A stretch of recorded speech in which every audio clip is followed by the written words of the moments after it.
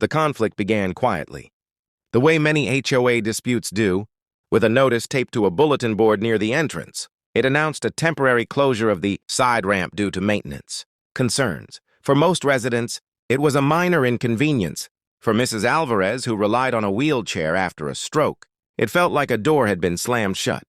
The ramp was not just concrete and rails to her. It was her independence. Without it, she had to wait for someone to help her down the stairs or remain inside her apartment. Days passed, and the ramp stayed blocked by stacked planters and caution tape. With no workers in sight, her daughter emailed the HOA board, politely asking for a timeline. The response was brief and dismissive, suggesting Mrs. Alvarez use the main entrance like everyone else. That reply traveled quickly through the community. Neighbors who had never paid much attention to HOA politics suddenly felt uneasy. The main entrance involved 3 steps and a heavy door. Impossible for a wheelchair without assistance. When Mrs. Alvarez missed a medical appointment because no one was available to help her, frustration turned into anger. At the next HOA meeting, the room filled beyond capacity. Some board members insisted the ramp posed a liability risk and claimed the closure was temporary. Others argued that the association lacked funds to address the issue immediately.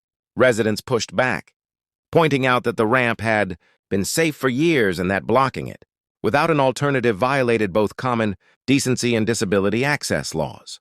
Voices rose.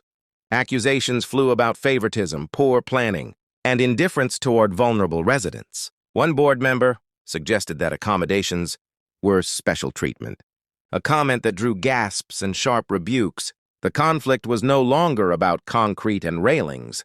It was about values. Mrs. Alvarez's daughter spoke last. She described her mother sitting by the window each morning, watching life outside continue without her. She asked the board to imagine losing the ability to leave their own homes because of a decision made in a meeting room. The silence that followed was heavy. Within a week, the planters were removed, and temporary safety modifications were installed. A professional inspection was scheduled, and the board issued a formal apology. But the damage lingered.